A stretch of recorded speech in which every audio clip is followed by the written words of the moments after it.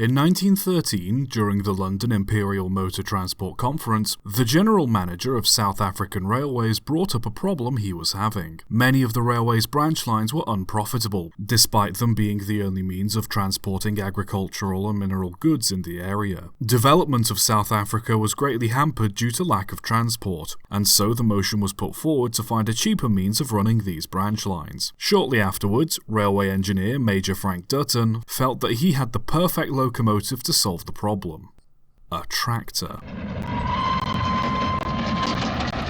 Dutton's beliefs were pretty straightforward. He felt that a railway's locomotives were the biggest deciding factors in its construction, affecting its gradients, tightness of curves, and so on, all of which affected the total cost of construction. He also felt that the locomotives added to the cost of running the line, requiring dedicated infrastructure and constant maintenance. His idea was to instead use a road-rail hybrid system and use tractors in place of locomotives. The tractor would have its front axle lifted and mounted on a bogie, with its rear driving wheels touching the ground on either side of the track. Not only was the design capable of negotiating tighter turns, but in theory, the rubber tyres on the road had a much higher traction than a regular steam locomotive's wheels on steel rails. The tracks were much cheaper to lay and didn't require the construction of additional infrastructure, such as turntables, water towers or loops for shunting, and gradients and turns could be much steeper and much sharper. In 1917, a 742-yard test circuit was built at Canada Junction to trial the idea. Featuring several sharp turns and steep gradients, the tractor was expected to tackle. A Dennis tractor with a 4-cylinder petrol engine was modified to attach to a removable bogie via a ball-pin socket on the front axle. This bogie could be removed or replaced by running the tractor up a pair of ramps set at both sides of the rails. After several trials and tests, the idea was deemed a success, and by 1923, authority was granted to build a narrow-gauge railway between Naboomspruit and Singlewood using Dutton's rail tractor system. For the line, 2 modified steam tractors from the Yorkshire Patent Steam Wagon Company were used. One was simply modified to quickly connect and disconnect to a rail bogie when needed, having jacks fitted to the front to lift itself on and off the bogie without the need of a ramp. This allowed it to work freely on both road and rail.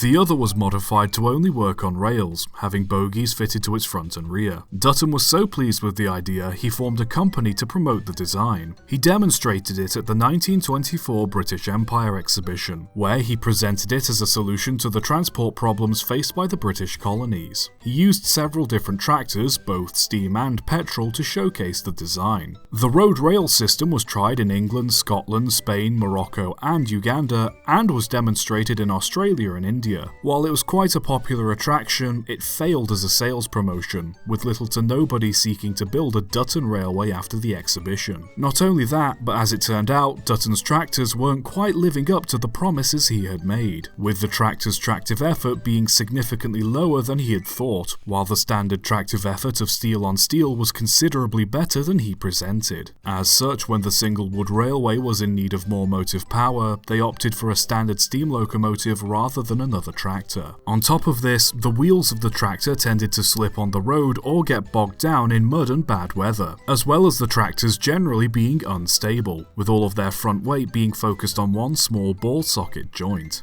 In the end, the rail tractors were found to only have a few niche uses and little else, as they suffered from both the drawbacks of road and rail without benefiting from any of their respective upsides, lacking the speed and load capacity of rail while also not possessing the mobility and overall freedom of direction that roads provided. By 1927, the Singlewood line in Africa was re-gauged and ran exclusively by steam locomotives. At the same time, Dutton's Road-Rail Company had to close down. In the end, despite being quite a promising idea, Dutton's road-rail tractors turned out to be a 2-in-1 disappointment. The idea was sound enough, as road-rail vehicles exist today, mostly for maintenance or short-distance shunting. However, his execution left much to be desired. You can put it down to poor design, the technical limitations of the time, or simply it being a bad idea, but at the end of the day, I think the lesson here is that trying to take the best from two worlds will sometimes leave you with the worst of both.